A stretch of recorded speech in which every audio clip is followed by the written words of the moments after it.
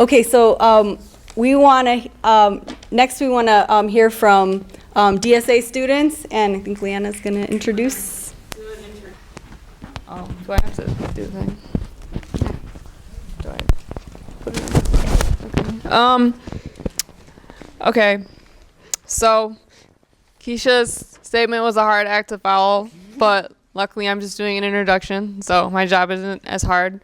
My name is Leanna Mulholland. I've been a member and organizer and leader of BAMN since I was 13. And, you know, I'm the person who wrote the flyer that Tyler is currently handing out that is exposing the truth about what the University of Michigan is doing to the Detroit School of Arts and the witch hunt they've made against its most outspoken student organizer, Markeith Jones. And as somebody who was born and raised in Detroit and then came to the University of Michigan and, you know, was an organizer here, I can just say that it was a pleasure and a joy to write that flyer. And as somebody who's been dealing with a chronic health problem and hasn't been able to do much and has started feeling better, this was the first thing that I wanted to do when I was feeling better, was to write this flyer. Because I guess I'll take a step back and tell you guys a little bit about what DSA is and what UofM's relationship to it is, because it's not very well known. While, you know, UofM may advertise many of its various Detroit programs, and I agree that they talk about it as if it's a study abroad and you're going to some third world country. That is completely how they talk about it. You know, study in Detroit, semester in Detroit, come and tutor reading and English in Detroit, do a class where you do writing projects and art projects with students in Detroit. They advertise all those things, but almost no one at the University of Michigan, when you're here organizing and tabling with BAM and you talk to them about DSA, actually knows that the University of Michigan is a quote-unquote partner with the Detroit School for the Arts, and that basically what that means in real life is that the university acts as the it's basically the university's charter school. It's a school that they basically own. They control the funding and the academic curriculum and all decisions about staffing at the school. So even though it is still a Detroit public school, it's basically under the governance and control of the University of Michigan. And so this might sound strange, because although a lot of things have been taken over in Detroit, there isn't any other really schools that have partnerships like that, because for almost 2 decades, Detroiters have resisted any attempts for offers of private or corporate money in exchange for giving over control of their power over a school or the whole school district. There's been various attempts and offers over the years, and people always said no, or voted against it, or, you know, put up a huge fight against it, and it was almost always defeated. But it was different when the University of Michigan made this offer, because people thought to themselves, oh, well, this is a public university. This is the most prestigious university in the state of Michigan. This is the second most prestigious public university in the country. This is the 8th richest university in the country, and it's run by elected regents. It's run by the state. And so it must have some public accountability, and it's public. And the money is under control of the people of the state. So they understood that they were giving up some local control in exchange for like more statewide control, but they thought that it was going to be public. They didn't know, which very few people know, that the university had become so privatized that it's actually 97% funded by private money now, and almost none of it comes from the state or the federal government taxes. And so, you know, those are the people who are really controlling the direction of the university, not the people electing the regents, not the people whose taxes those are. And so, basically, people, you know, got a bad deal and ended up in a situation where what they expected and what they paid for by giving up that control was not what they got. People expected to have a flood of funding coming into a school that had been really starved for resources. People expected that there would be, expansion of the arts, of music, of dance, that there would be more staff hired, that there would be an influx of equipment, like, everything that the University of Michigan students have access to, such as 3D printers, paints, art supplies, new instruments, new costumes, the tools to build sets for actors, all of the things that you could imagine that the students at the schools of art and design and the school of music, theater, and dance here at the University of Michigan, all the things that the students there can take for granted, because a true partnership means sharing. It means sharing what you have.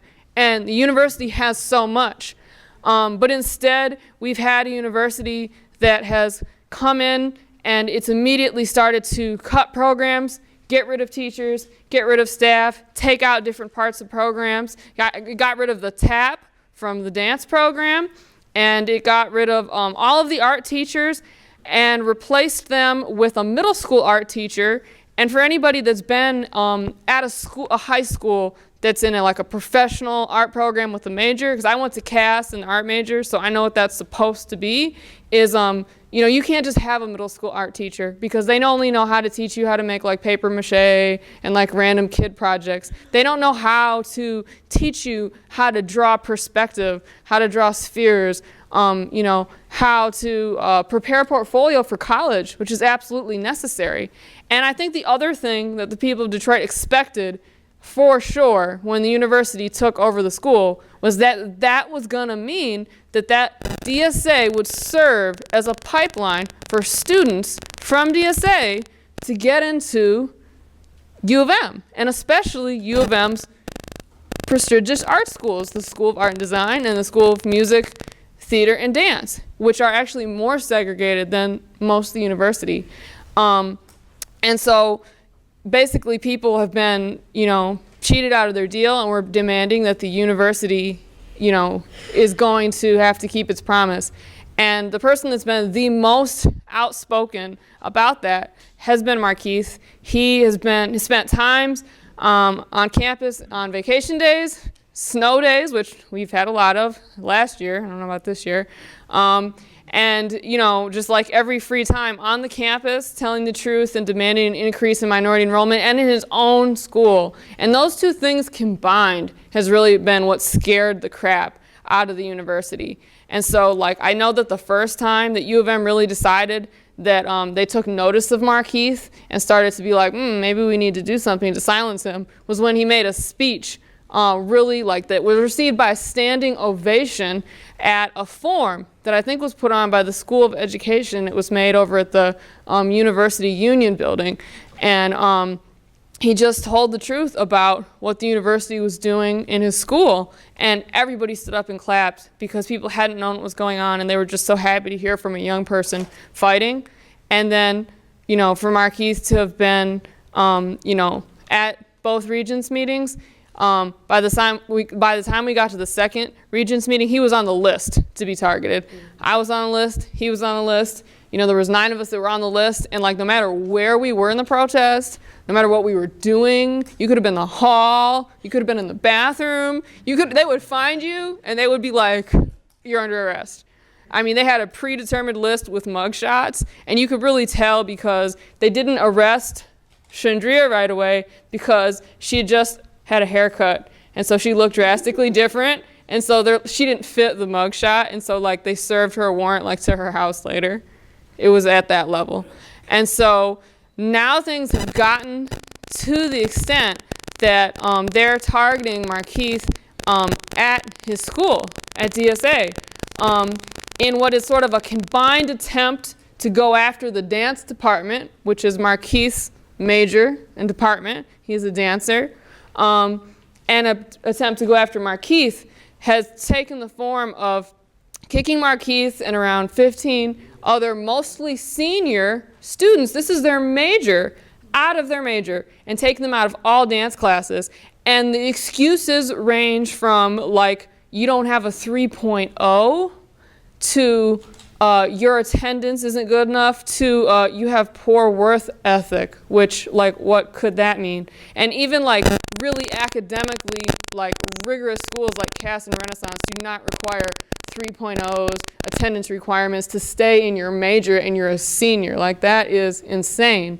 And what they really want to do is like fire some teachers in the arts and in the dance department, and to do that they need to like lower the amount of students in it. And they definitely wanted to make sure Markeith was on that list because they want to retaliate against him.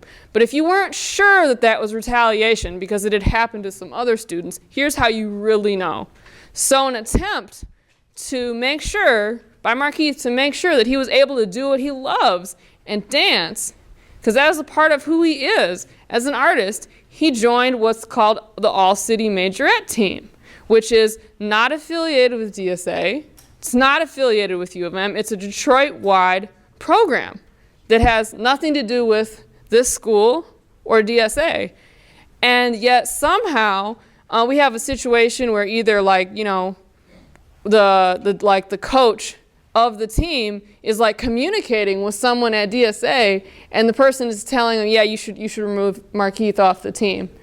And that's how you really know this is like mafia style targeting. But rather than be disheartened by that, we have launched a new offensive, and it just sounds like from everything I've heard from Markeith that like what you and the other students have been doing, it's just been like really amazing. And I know that through getting like that information out there and through it being passed around at the school and through like really, you know, like really saying, okay, we're going to do whatever is necessary to defend Markeith and to win, you know, the demands, which I think we should read at the end of this, to making that school the like extraordinary school that it should be for the extraordinary students. Because that school is extraordinary. Despite everything that U of M has done to try to suppress creativity at the school, to try to suppress people's talent. Like, people are so talented there. Like, I went through that school walking around a couple of times doing presentations, and it's like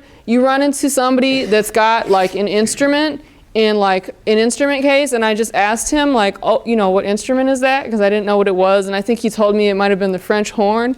And I was like, oh, is that what you're specializing in? And he says, oh, well, I actually already specialize in like, you know, 3 instruments, and then I'm like learning these 2 other ones. And I was like, wow, that's like, most people specialize in like one thing, you know? And you just go through the school and there's like all this amazing art on the wall, and you hear like actors doing their warm-ups, and, you know, like dancers, like the upperclassmen are teaching the lowerclassmen choreography that they've like learned to do themselves. And it's just a really amazing place, and we can't let it be degraded, because talent that great demands, you know, like a first-class education. And we can't have a situation where, you know, as of 2013, only 6 DSA students were admitted to the University of Michigan. And that class had over 150 people graduating from it. And of those 6, only 2 came here because the other 4 weren't offered enough financial aid. And of those 2 people, neither one of them goes to the art school or the School of Music, Theater, and Dance, because those schools are so segregated. And that is appalling. And so I know that a combination of student action and organizing and us not allowing DSA to be U of M's dirty secret, which they are free to do whatever educational experiments or cuts they want on without their own students being aware of it, without it being exposed to criticism from in their own backyard, in the place where they work. Like, we've got to end that. And I think really getting this flyer around and passing around the petition to restore democracy to Detroit is the first steps to building the movement that can save DSA, save the schools, and really like save the whole city of Detroit and make it a place that is everybody's city. Because I just know that trying to do these fights just school by school without taking on the whole situation where there are no more democratic rights and power in the city of Detroit, you know, at DSA, in all of DPS, in the city council, at the mayor's office, everything. going school by school, we've won some victories, but we've also taken some losses, and that's got to stop. We've lost too much, and we think that the way to defeat it is to go after the whole thing as a whole. And so I think that we need to have our individual demands for the school, but we've got to be making this like a Detroit-wide and spreading this to the campus-wide fight. And so with that, I just want Markeith to just be the organizer, the outspoken organizer that he's been, and that for you guys to please say anything that you want to say about your school and about how the organizing's been, because I know that there's been already attempts to intimidate you guys by the administrators at DSA, who are just the minions for U of M, but I know that nobody has let that get them down. So.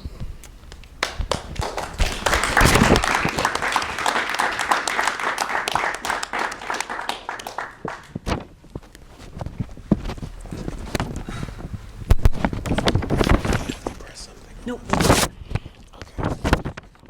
Okay, so hello everybody. I'm Markeith Jones. I am a senior at the Detroit School of Arts. And by me, I have some of the best co-organizers I could ever ask for, and some of the most dedicated students that I have ever met. And along with my co-organizers in the back from Northwestern.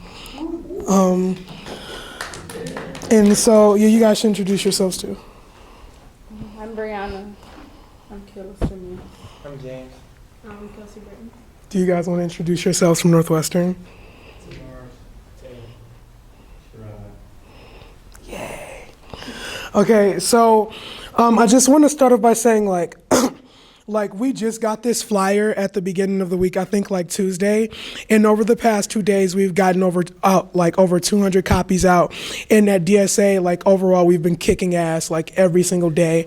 And today me and Kayla were actually flyering outside and flyering the cars and flyering the parents, and for the past 2 days I've been walking through the hallways just handing people flyers, and we were saying restore DSA's art programs, restore the control to the city of this, restore the control of the city of Detroit back to the people. Everyone gets extremely excited because everyone knows what this fight is for and what it's about, and and it's really important to keep making it broad and make the point that we're not just fighting for extra curriculums, but we're fighting to restore the power and take power back of Detroit and put that power back in the hands of the people and be setting the example and be inspiring cities all across the nation to be making the same fight that we're making here in Detroit. And so so today with this flyer, I was called into the vice principal's office, but I'll get into that later. But today it was so amazing because I'm flying in the hallway and this teacher gets off the elevator and she's like, Markeith, be careful of the information you're spreading. How do you know U of M charters it? And I'm like, charters our school. I'm like, what do you want? You want me to cite a website or something that says it? And I'm like, if that's what you want me to do, I can't do that. But it's not a secret. When the University of Michigan took over our school 5 years ago, it was the biggest deal. And the university doesn't even deny it. That's the thing. They don't deny it. And two students are in front of me while she's saying this to me, and they're still talking to me they're still reading the flyer. They're like, okay, whatever, because they know what we're saying is the truth. And they're like, okay, First Amendment, back up. And it was so cool seeing that, seeing students not disillusioned in all of that bullshit or in every argument that the staff can think of to make students not be angry. The students know what's up. These students have been there for the past 4 years, and they know what they used to have when they got to that school, and they know how it feels to be a Detroit student and to have everything you love stripped away from you, because they've been going through this for years. It did not start when they got to DSA. They've seen every single school that they've been to close, and just seeing that, like having that, you know, that built up anger for years and years and years, like there's no room to believe like these bullshit arguments that these people can think of to try to keep us from like being active leaders. And so I did write a speech, and I will read that right now. Okay, I like saying it, but my name is Markeith Jones. I'm 17, and I'm an organizer with the Coalition to Defend Affirmative Action, Integration, Immigrant Rights, and the Fight for Equality by any means necessary. I'm currently a senior at the Detroit School of Arts, a school that is currently chartered by the University of Michigan School of Ed Governance Board, and is also the last surviving performing arts school within the entire district. The university is prosecuting me, a Detroit student from their own high school, as well as 8 other band members. The University of Michigan is the real criminal. This university has neglected, betrayed, and abused the city of Detroit, its students, as well as the students on this campus for decades by enforcing false, new Jim Crow, separate and unequal second-class educational policies at DSA with the intention of the degradation of the school alongside its reinforcement of the racist, hostile campus climate by continuously denying minority students their basic right of attending this campus and continuously implementing new policies every year that segregates the campus and ensures that only the wealthy, white, and privileged can attend. This university is the institution responsible for the destruction of my school. In organizing for the past 2 days, we've gotten over 200 flyers out exposing UofM for their outrageous treatment of Detroit students, and especially the students at DSA. And because of the growing student and youth-led movement at DSA and all across Detroit, I was called into the office today for a scare meeting by the vice principal, but he realized it wasn't going to work. And at the end of it, he's just like, go to class. And I think that this speaks to the shift in the balance of power at DSA to the side of the students. And it's amazing seeing the anger and hope on students' faces when you hand them a flyer saying that we're fighting to get control of our city and schools back, and we're actually making a fight to restore the programs that we live in would die for. The pissed off expression is on everyone's face when you say this multi-billion-dollar university controls our school and we have nothing good to show for it. I'm currently seeking emancipation to escape years of mental and physical abuse at home, and today at court, I found out that DSA's administration is helping my parent keep me from being emancipated. And today when I got to school, the vice principal asked me why I was late, and I looked him right in the face and I said, you know exactly why I'm late. And then he was just like, oh, how did it go? And yeah, and you know, yeah.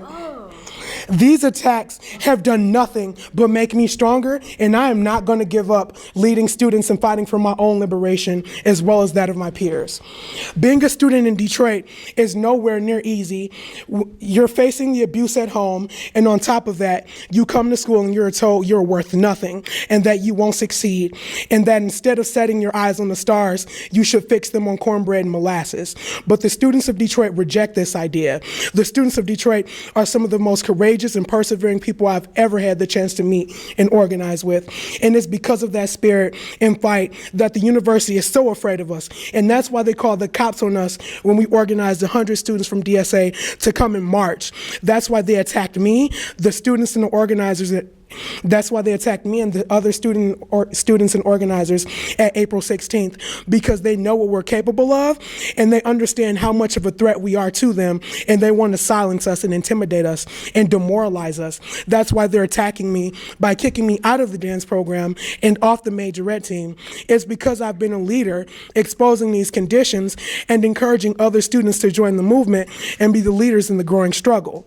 We are fighting to restore the democratic control of Detroit back to the people because our governor is racist and our emergency manager is the person responsible for poisoning the entire water system of Flint and giving years and generations of people brain damage. We are fighting to restore everything that was stripped away from our city. We are fighting to restore DSA's art majors, to admit that top 10% of students to UofM from across the state. But also, we are fighting to end the second-class policies that are imposed on Black and Latino and minority students. And most importantly, we are fighting to build build the new youth-led civil rights movement and to teach people how to fight for themselves. And I've had the best time of my life organizing at DSA in Ann Arbor. And because it reminds me exactly what I'm fighting for when I see more people making the conscious decision to be a leader. And it reminds me that I'm not just leading the people in my immediate vicinity, but I'm trying to build a movement nationwide. And to everyone in this room, I invite you to join it.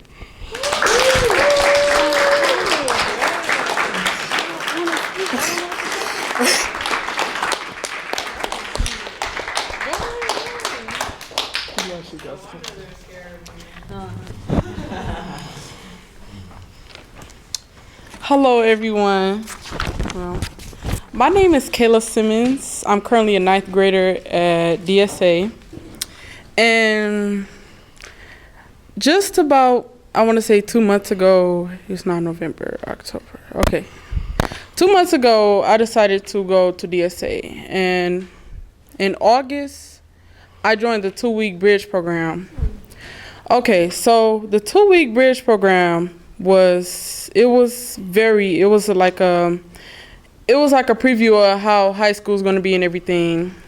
And I enjoyed it. It was, we was there, met other 9th graders that was going to be going there. And DSA, unfortunately, didn't turn out to be how the title says. I mean, the Detroit School of Arts, and it's supposed to be about arts, and it's a mess. So, I want to tell you about my day as a student that goes to Detroit School of Arts. I have 8 hours, first hour through 8th hour. First hour, I go to ELA, and ELA is a smooth class. She teaches us everything that we need to learn. We read books and everything. Second hour, I have Spanish.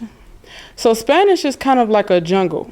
So you're in the class, the students getting up out of their seats. The teacher doesn't really care about if we're learning or not, and people are on their phones. It's just ridiculous. A lot of stuff going on. Third hour, after I have history. And so in history, we have a lot of students, and our class is regular size. It looked like it's supposed to fit about 18 students, but the class actually puts about 20, 25, 27 students in the class, and so it's very difficult to learn. And after that hour, I have gym. And so in gym, our gym room is, our gym class is about, with that hallway and over here. It's small. Yeah, it's a small gym. And fifth hour, I have algebra. Algebra class seems to make me feel very uncomfortable as a student. And my algebra teacher, he doesn't really care about anything. He doesn't care about how we feel. He doesn't care about anything that we have to tell him, and he just thinks it's a joke. He plays with our education. He does not take it as serious as we do. And he just feel like since he already got his education and everything, he just going to teach us any way he want to teach us. So if one student get there, 2 students, a couple students, he's just going to move on with the lesson and pass out tests 2 weeks later. And he doesn't care if students are failing. He just say, why aren't you guys studying or anything? I mean, try to help them. Try to see if it's difficulties going on at home that's preventing them from studying. I mean, try to do after school resources. And after algebra, in between, I have lunch, and then I go back to algebra. And then after algebra, I have biology. Oh my God. So in biology, it's a big science class. And all the students come in there, and the desks are lined up in rows. The books that they give us look terrible. It looks like the books were set on fire in an abandoned house. And the pages are ripped. The pages are gone. And the books that they give us are hardcover books. And every book does not have a cover. It does not have a hardcover case on it. It does not have the paper on the front. and sometimes it don't have the front or the back. So it's just the pages in the middle. And so it's very terrible, and the students talk, and they come in there singing, playing around, jumping around in the classroom, do whatever they want to do. Teacher doesn't really care. She just makes sure that she does attendance for 30 of us. And at the very end of class, she says the last student's name, the last name, and attendance is done. And then the bell rings. It's over. The do now didn't even do anything. The do now is on the board, and the do now is basically our lesson for the day. So if we didn't get the do now, then we're not going to get anything. So can you imagine how it's going to be when finals come? It's going to be terrible. Then after biology, I have my major. And in my major class, it's not really, I went to DSA because of my major for my art. And I have orchestra, and I play the string bass.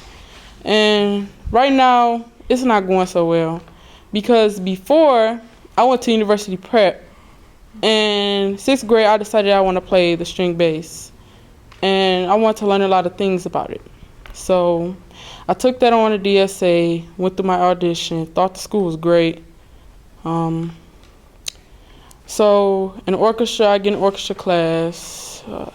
Sometimes we might have one teacher or you might have another teacher. And so they will switch it up. And this teacher, our regular orchestra teacher that usually teaches us, she is not getting paid to teach us. That's what she told us Tuesday. She told us that she's not getting paid to come to class. And so I'm like, well, I would never feel comfortable with a teacher coming to school teaching us when she's not getting paid unless the teacher is retired. And so the class I came to DSA to learn my art. And I'm having difficulties with playing my instrument. Well, some places I might need to know where a note is on my instrument and, things like that. And if you try to ask a teacher a question, they will tell you to wait till the end. So when it comes for concert time, you might be playing a C sharp or anything, and it just sounds horrible. So, and after my major class, I have music. I have keyboarding class. And we get in keyboarding class. It's just keyboards lined up in a class, and you come in and sit down. You can get on your phone if you sit in the back of the class if you want to. You can do anything you want to do. You can eat in her class. You better hope she don't catch you. So when you get in keyboarding class, her desk has like a stack of sheet of papers of music and everything. You go up there, you ask her what song you are on because she gives you a song to do for your lesson. And you set it up, you play it, and you practice it the whole hour. And you do it for the whole week, which is very boring. And then after you practice for the whole week, next week she give you a test. And pretty much it. But basically, that's my view of DSA every day as a 9th grader, a student. It doesn't sound very thrilling, I thought my major was going to be my best class. But out of all my classes, gym was my favorite class. Out of all my classes, gym was my favorite class. And the gym is very small, but we still have fun in gym. Gym is fun. It's a fun class. But really, DSA is not what everybody think it is. Students come to school every day. You have to go through the metal detectors, and the lines are really long. Then you have to go to lunch when the lines look like Cedar Point lines, and it's 500 students just stay in the line. But I'm over-exaggerating. It's not that many students. That's what it looked like. And it's just like steaming hot in the whole line. You over there. And then you finally get your lunch, and it looks like dog food. But really, the school it's not what you think it is. Unless you really came from you went to private lessons in elementary school and, it's going to go well for you. But if you didn't have private lessons for your instrument, then... So I didn't have private lessons for my string bass, but I had private private lessons for the piano. But over time, my memory began to fade with the piano, so I lost a lot of stuff that I learned. But really, it's not what people think it is. But that's it. That's all I had to say.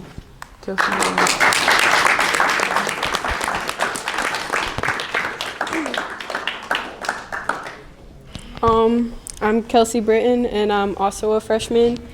And I auditioned for DSA in April, and I thought it was gonna be like this great school. I thought there was gonna be like all these like talented people, which there are, but I thought it was just gonna be great. Like I was gonna be influenced to do a lot better.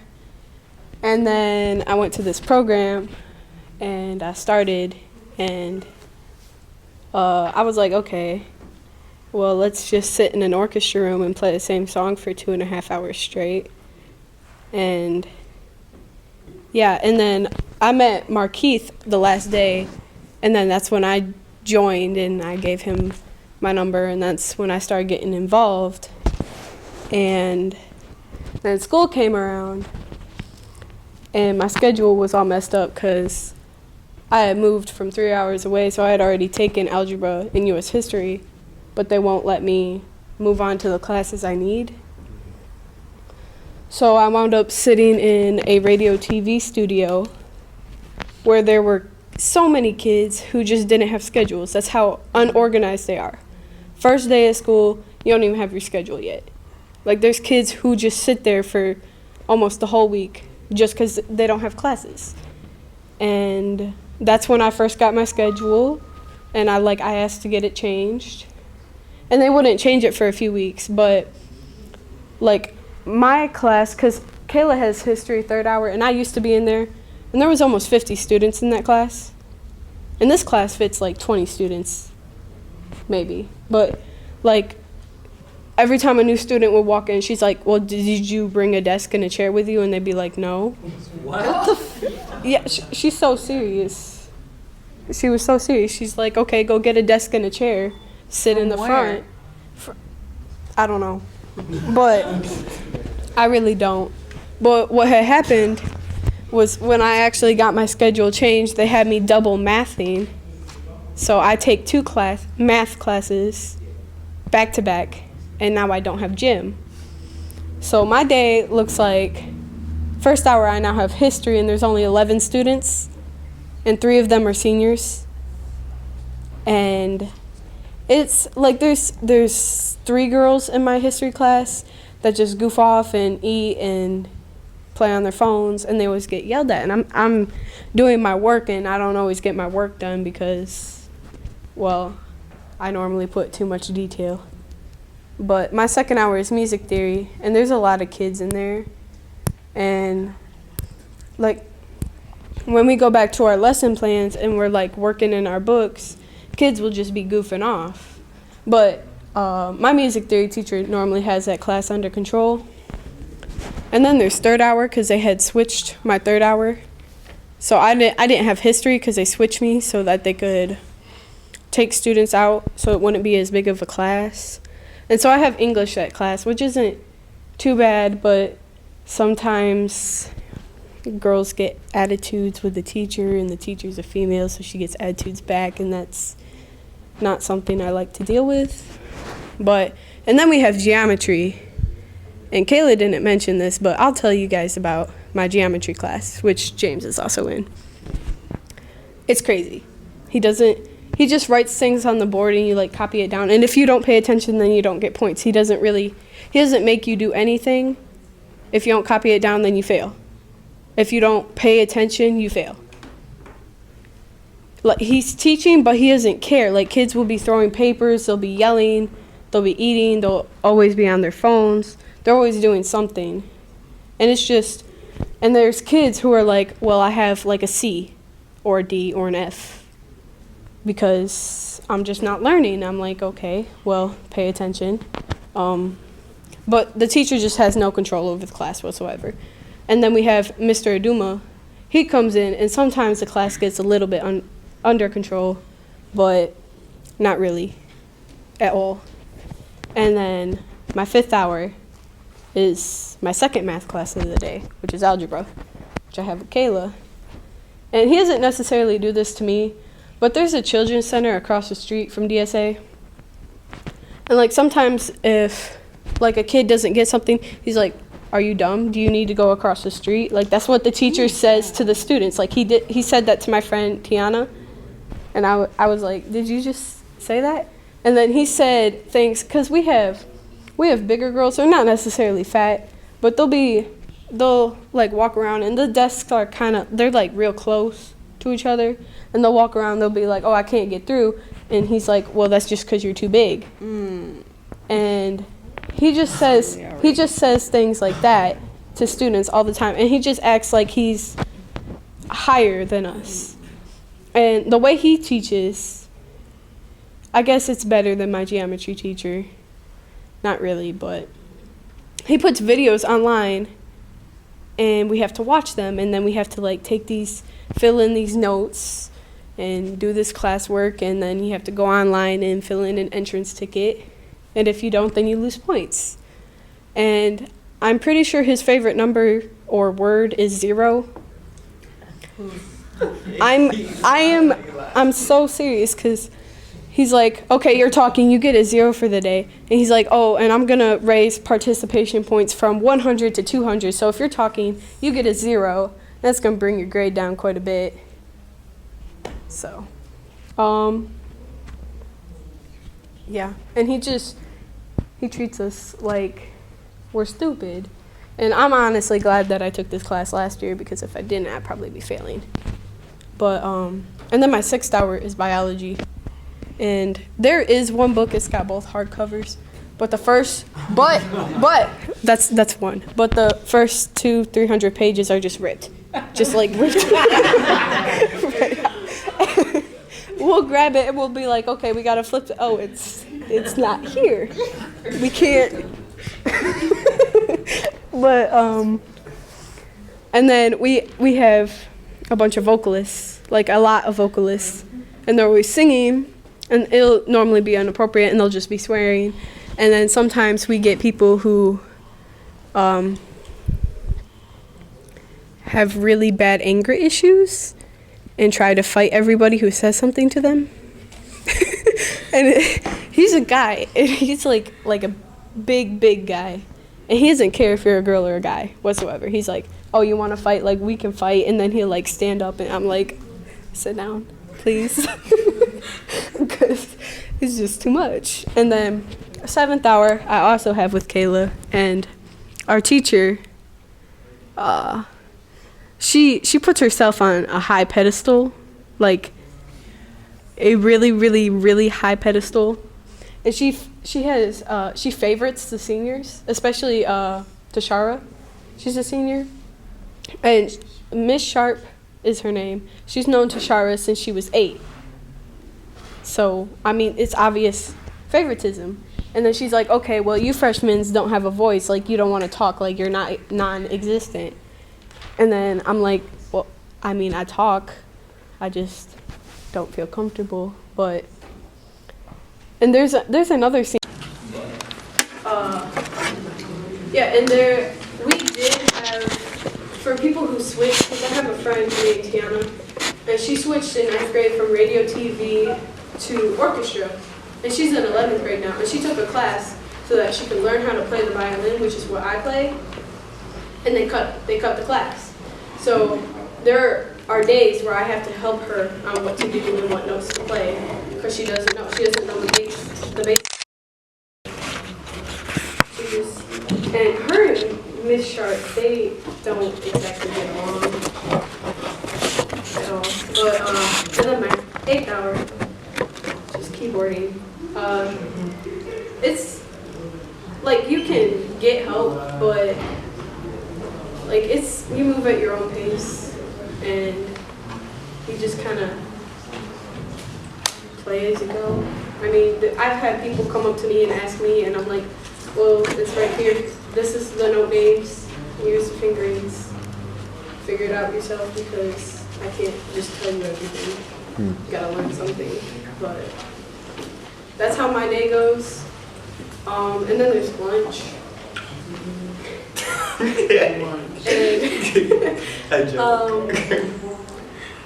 luck, I picked up a salad one time, and I thought it would be nice because it's like it's packaged, it's got this like little container,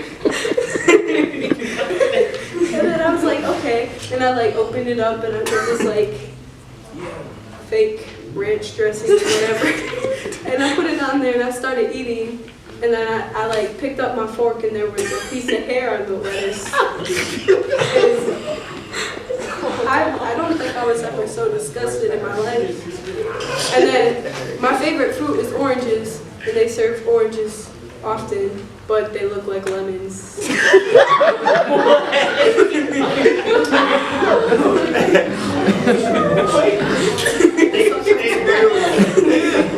Look at all yellow and they got no nutrition in them. So what's the point of eating them? So far, Wait, it's really funny when it's like Alfredo Day. It's like it's like all starchy and dry, and then sometimes the milk is like frozen or spoiled, and sometimes they don't serve you enough. Like you'll get a water, a sandwich, and maybe an orange or a pineapple. Oh, and the peaches come in syrup. I could talk all day, but I think. Oh, okay. So why I joined BAMN was because I came from, it was prominently white town, like that's where I came from. There was actually more minority students at my school than there are white students at DSA, because there's only 5 at DSA, and I'm one of them. But like it was very diverse at my old school. I mean, it was mostly white people, but there was Asians, there was Puerto Ricans, there was Mexicans, there was blacks, there was just so many different groups of people all joined up, and we never really had a teacher shortage.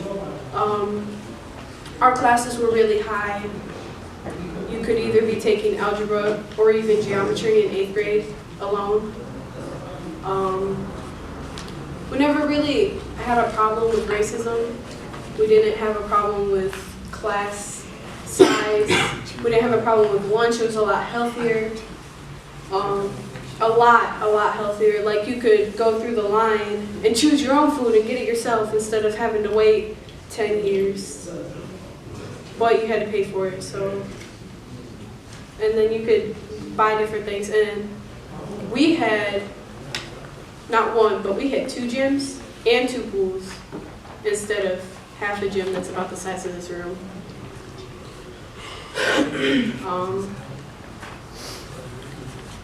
We didn't have security guards or anything or any metal detectors at all. But it was just so different. And I don't want to move 3 hours to come to a school that's about to shut down at all, because that would be pointless. I've been here for 4 months, and they're already cutting classes. Like I go with somebody, and sometimes he'll walk me to my English class, and he'll walk in, and he'll be like, "Miss Campbell, what are we doing today?" And I'm like, "What?" He's like, "Oh yeah, I don't have an English teacher at all, so Miss Campbell teaches us." And I'm like, I was so confused. I was lost. I'm like, why does she teach you? Like, you don't have a teacher, but they don't. They have subs. They don't always teach. They've had a sub every day because she quit. And then my biology teacher is actually leaving after Christmas break, which is another teacher that's going to be gone. So, yep, that's what I had to say.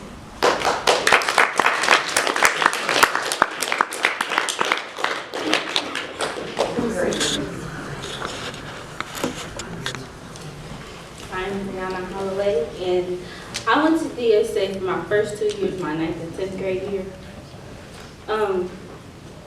When I first got there, I went to Jumpstart for the first 2 weeks to see what high school was like. I didn't like it. I mean, it's like when you get your major, other people think they're better than you because they know certain stuff, and then it's just like the teachers don't really care about anything. Like, you can go to them and tell them something, and they'll just be like, okay, walk away, brush it off. It's not that easy. It's high school. So I'm just like, okay. So my first year of DSA, my grades were horrible. I came into DSA with 3.17, and I left with like 1.8. My math classes, both of my math classes, 9th and 10th grade year, my teachers barely taught anything. Mr. Alexander had a sarcastic attitude, and when you asked him for help, he would get mad when you asked him for help. If you ask Mr. Halkey for help, he'll just look at you like he don't know what you're talking about and keep writing on the board. My major classes, I failed my major my first year. My second year, the only reason why she passed me is because there was too many people in her class, so she passed me to the next section level. What else? Miss Sprizak, she was horrible. She was horrible. I hate her, by the way. Me too. She kicked me out because another girl was arguing with me.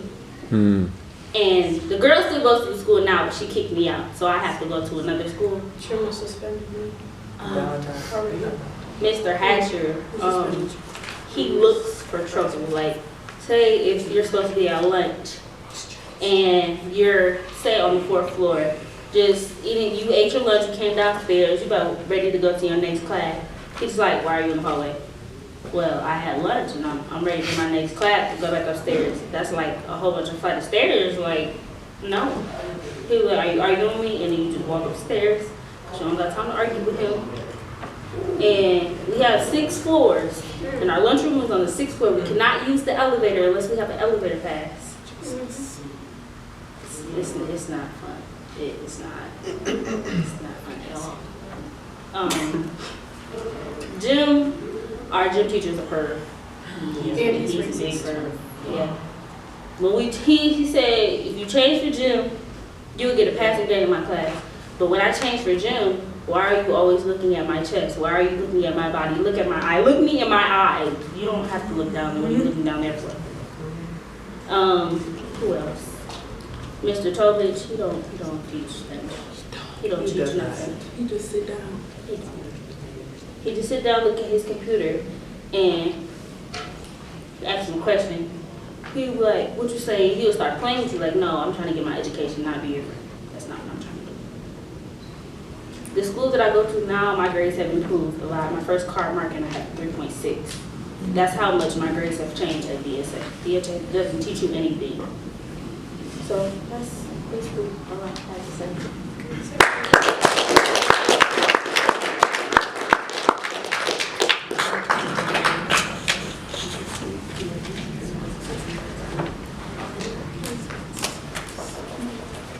Hi, I'm Jay.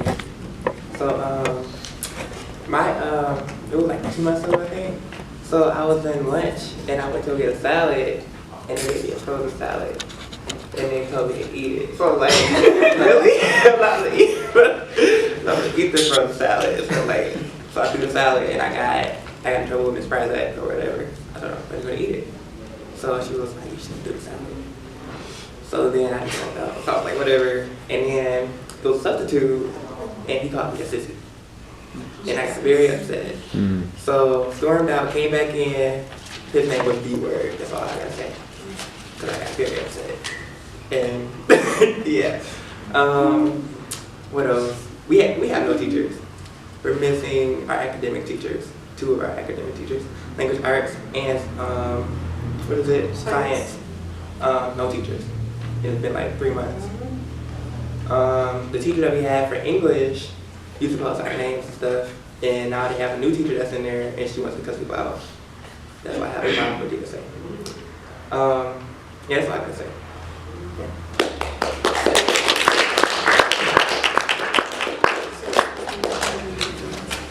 Did you guys want to say any of your experience? And her office is like right here, and my locker's like over here. So we were all like goofing off, and then she came out and she said we all needed to get our stuff and get out because she was gonna whoop us or hit us. And she said, Mr. Demetral, which is the racist, perverted gym teacher, she's like, do you think I'm kidding? Like, they think I'm kidding? Am I kidding? He's like, no, she's not kidding at all. And I was like, that's how teachers are around here? They just hit students like it's okay when it's not. And then Miss Spizak, what happened in piano was some big thing over a phone, which I'm not going to go into detail because it's way too long. But basically by the end of it, the boy had my phone, and I asked him to put my case on because he was like taking my phone apart and everything. So I'm like, can you just put my case on and you can have your phone back? Because I had found his phone on the floor. So I was like, okay, it's your phone here. Can you just put my case on? And he's like, no.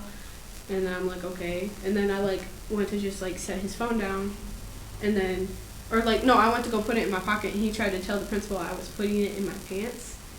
And then he got really mad, and I was sitting on like the piano stool, and he grabbed my mouth and pulled me back, knocked me to the ground. And then my phone was not in its case, and he threw it down, and it landed like face down. But it didn't break. I mean, like the back came off, but that was all that happened. And he took his phone and walked away. And then Ms. Spizak tried to suspend me and him for it and said, well, you shouldn't have had his phone in the first place. And I said, I didn't take it in the first place. One of my friends had, but. You guys should talk about like, because I mean like, we, you know, like talk about the presentations that we've done in classes and like how that made you guys feel and like the responses that you got from the other students and, you know, like. Me, James, and Markeith, and Jameer, we went to go do a presentation in Mr. Gore's class, 8th hour, and he just shut his door. He wouldn't let us in. And then for the English class with the sub, we walked in to do a presentation, and everybody was goofing off. It was people who apparently had already gotten a presentation. This was the only presentation I had done. But we did get one signature from that presentation, so. And then yesterday or the day before, I was handed flyers, and I like had set them down on my piano. I went to walk away, and Kayla had taken one and then started highlighting it, and that's why she's here now. So.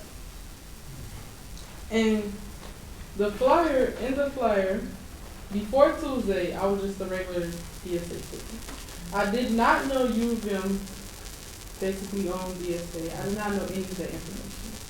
And so that day I was feeling, you know, I was feeling like I wanted to read some, you know, gain some knowledge. And as soon as I started reading it, I was surprised. I was like, whoa, why isn't people taking the time to read this? And then my best friend that came to DSA with me, I handed him the flyer, and he just got really mad at me. And he was like, I want to read this. It has all the things about Markeith in it, and what did Markeith do and everything. He was just so negative about it. And I was like, you didn't even take the time to read it. He looked at it, opened it up, looked at the picture, saw his name, read a little bit of it, then he closed it and threw it on the floor. And you know, DSA is really, it's breaking my friendship, it's doing everything, which that's what high school gonna do. You're not just gonna graduate with everybody and move on with them for the rest of their life, move in a house with them. I mean, that's not promised. But really, the school is a joke. It's honestly a mess. And oh yeah, I wanted to mention something. It was something that was about me I wanted to mention. Oh yeah, I wanted to get more detail into math. So before math, I want to get a shout out to Ms. Perez at University Prep Middle School because she really has prepared me. And this is funny because at University Prep, this teacher, she was exactly like our maiden teacher. She just put herself on top of a pedestal or whatever. And it was kind of like having your mom trying to teach you math. So it was a horrible mess. And so I wrote a letter and I sent it into her office. Like, this teacher is very rude and she does not have any empathy for students. And she honestly doesn't care about if we're learning or not. She only teaches 2 students and it's a mess. And when I sent the letter in a day later, she said, I'm leaving. She packed all her stuff and she left. And then from downstairs, when I had math advantage, she came upstairs and she taught us math. It was like a wonderful thing because without that teacher, I wouldn't know how to do the distributive property, how to divide integers, multiply. I wouldn't know how to do any of those things. I would not be prepared. And some of those people did not go to the school that I went to, which was University Prep, to become prepared for a teacher that doesn't even care about what you're doing or if you're learning or not. And so for algebra, I have Mr. Alexander. And he has like this overhead in his class. And he comes up to the board, he has on his little cuff links in his suit. And he has a paper, and he just writes stuff down.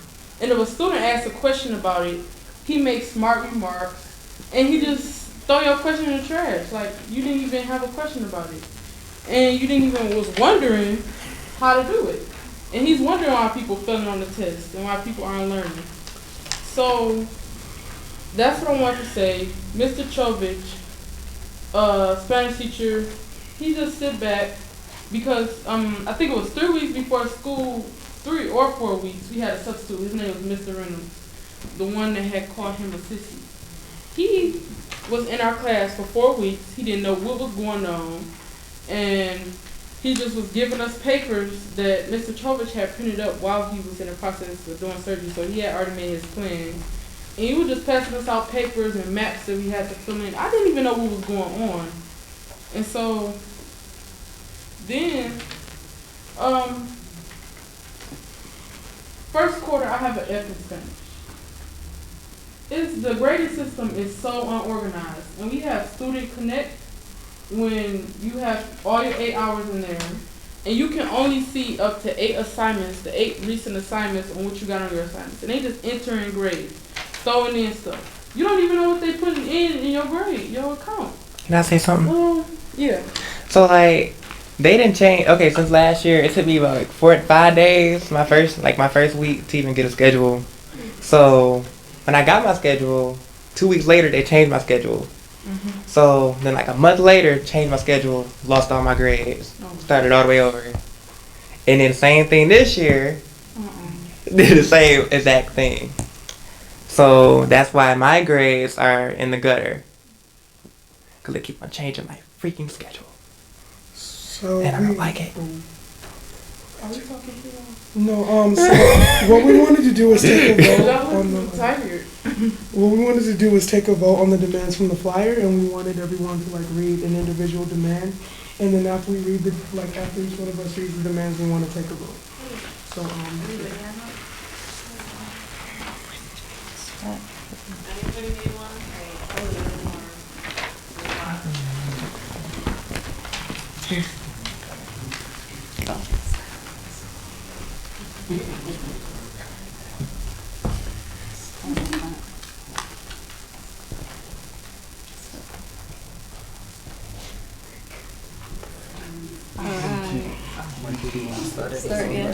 So I'll start with the first one.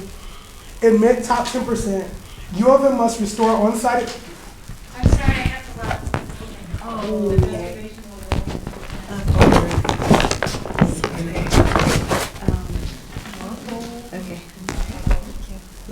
Really? Yeah. It'll be super quick. Or if you read the Yeah, go ahead. So do you just want me to do it? You just want me to do everything? Where's she at? She got my Did she leave? So, yeah, admit top 10%, restore majors, access to art for all, end the witch hunt. Oh